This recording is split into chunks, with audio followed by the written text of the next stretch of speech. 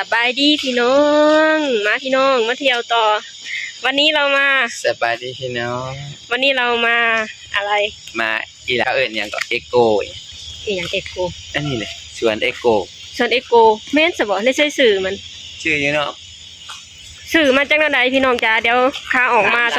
เดี๋ยวข้าออกมาสตุกจะบอกเนาะพี่น้องว่าสื่อไหนมาแบบว่ามาเที่ยวสวนแบบเขาปลูกพักเอโกนิกกันนะพี่น้องมึกใหญ่พุ่นมึกใหญ่ไปพี่น้องเดี๋ยวเราไปเที่ยวกันโอ้พอมือยังคือมันใหญ่แท้นะเดี๋ยวเราไปเบิ่งสวนผักออร์แกนิกกันออร์แกนิกอันนี้คือผักสลัดอย่าง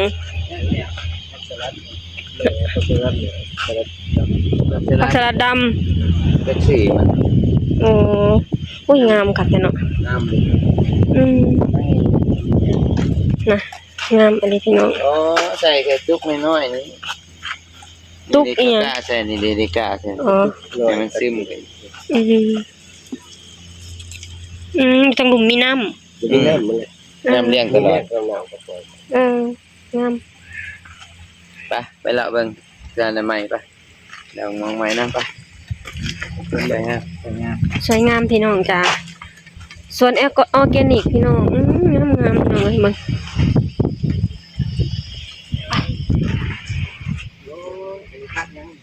โหนทางนี้แห่งงามอันนี้ผักกาดบ่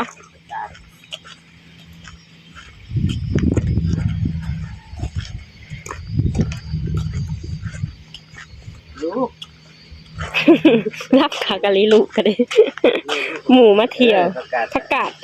กวางตุ้งบ่แม่นกาดกวางตุ้งผักกาดอันที่เขาหมัดคายนะผักกาดซ้อมบ่แม่นเจ้าเบิ่งเนี่ยต้นมันค่ะจักผักกาดอีหยังบ่ฮู้ชื่อมันที่เขาไปกินไอเห็ดพวกซุกี้อ่ะนะนี่นะจะเบิ่งการมันนี่นะนี่มันยามนะเขาไปหมัดคายรวบไปเลยมันรวบคายเลยแบบบ่มีแบบบ่มีดอกอ่ะงามค่ะกันนี่กระเตกสวยเนาะพี่น้องปากบ่ใส่ดินปลูกผักบ่ใส่ดินแต่ในก็ไม่โลกสมัยนี้ทันสมัยเก็บได้ทุกอย่างนี่สนใจพามือนี่นะคือมันใหญ่แท้โลกสมัยนี่หมู่เนาะหมู่เที่ยวลูกข่อยละใส่ลิตรเบิดละเด้เมื่อกี้นี่ใส่ลิตรไปตั้งเยอะใส่ตุ๊กตาเนี่ยจนห่างจะแตก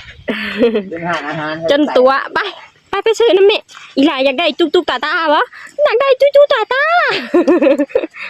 ไปซื้อตุ๊กตาไปชวนพ่อไปโอ้โหคนหน่อยแพงลิตงามเด้ผักกะผักสลัดบ่นี่ไปเบิ่งเด้อผักสลัดแดดน่ะมันนี่บดเข้มอันนี้เป็นลกปลูกใหม่ไว้นี่ลกหญ้าอ๋อหญ้าสลัดเยอะอันนี้ผักสลัดกรอบมั้งแม่นงามเนาะได้ทั้งขายผักได้ทั้งเงินขาคนมาเที่ยวเนาะโอเคเลยงามเนาะแต่ก็ใช้ทุนหลายเลยงาม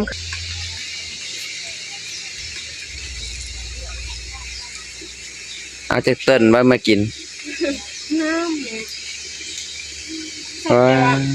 เสมอกันเลยเนาะแม่น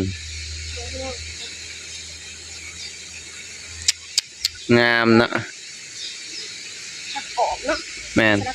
แต่อันนี้เป็นสลัดกรอบไปย่างได้เบิ่งข้างในไปฟิล์มเนเจอร์อันนี้เขาทาสีใหม่เดี๋ยวนี้แต่ก่อนมันจะเป็นสีขาวแม่นบอกทามือนี่นะมีน้ำตกด้วยพี่น้อง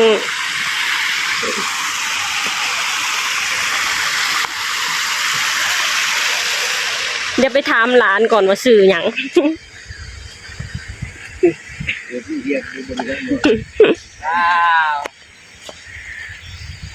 ฝ่ามืออรหันต์นี่พี่น้องฝ่ามืออรหันต์ใส่ผัก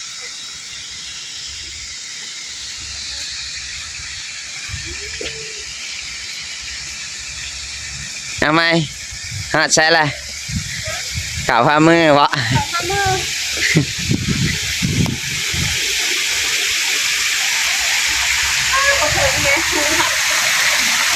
สูง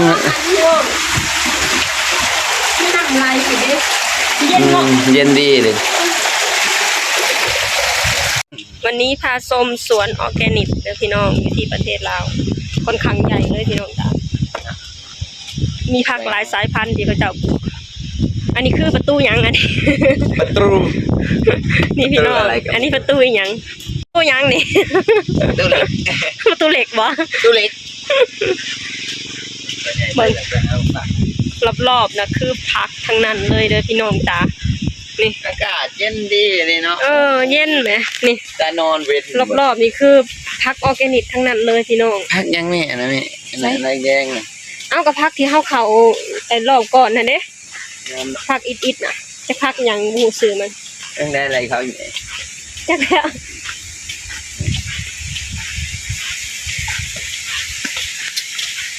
นี่บรรยากาศดีเด็กหน่อยจะไปใส่เบิร์ดแล้วกับแม่ใหญ่มีน้ำตกด้วย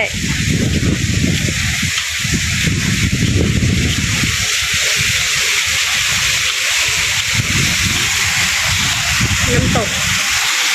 จบเด้ ทางนี้คือหยัง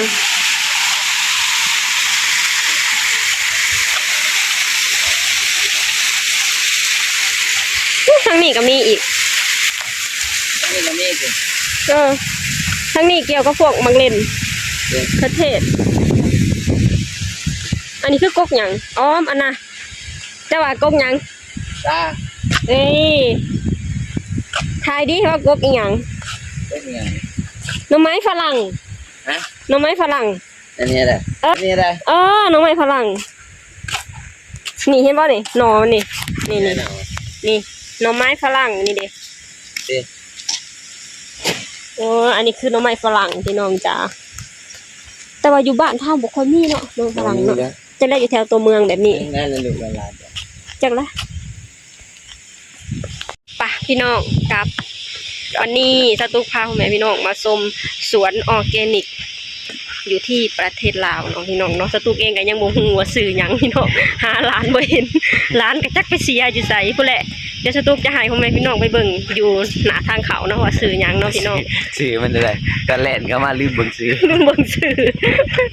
มาแต่ไปเข้าห้องน้ำก็เอาเสียเงินแล้วก็เก่ามาเลยเสียเงินคนละ 10,000 พี่น้องเป็นเงินบาทประมาณ15 บาทอ่ะประมาณ15 บาทคนละ15 บาทเดี๋ยวไปเบิ่งซื้อกันพี่น้องสตุกหมู่ซื้อมัน5 ล้านอันนี้มันซื้อนั่นได้ก็สวนพักอาโก สวนพักอาโก สวนพักอาโกพี่น้องน้อยเอ็กโกสวนพักอาโกสวนพักอาโกเนาะพี่น้องนั่นก็คือออร์แกนิกนั่นเองอยู่ที่สวนอาโกอยู่ที่ปากซองนั่นก็คือสวนผักออร์แกนิกนั่นเองเนาะพี่น้องเนาะไปพี่น้องกลับมาที่เริ่มแดดแล้วแดดคนหน่อยก็นอนหน่อยสบายเลยกันหน่อยไปบ๊ายบายบ๊ายบายมาดอนบ๊ายบายพี่น้องไปก่อนจะกลับไปส้มดอกไม้สวยๆก่อนเนาะพี่น้องพี่น้องหมากอะโวคาโดคุณน้าอยากกินหมากดอกดีนะโอ้อยากไปกินหมากพอหมากใหญ่นี่ทางนี้ดอกไม้ดอกกุหลาบมีหลายสายพันธุ์เลยฮะเย็นดีว่ะบอกโยดินเนาะดินอยู่ในห่ม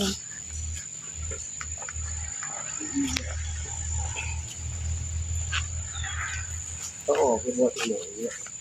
จักไปทางไหนออกมาจากเขาข่าวใช่ไหมเขาอ้อกูเลยก็ออกไปหาไปกินพี่น้องอันนี้คือต้นหยังอยู่ไทยมีบ่พี่น้องเนี่ยสงสัยอยู่มันคือต้นอีหยังพี่น้องเนี่ยดอกมันก็เก็บเอาดูอันนี้ดำๆมันได้ว่าปลูกได้เก็บนั่นแหละนี่นะพี่น้อง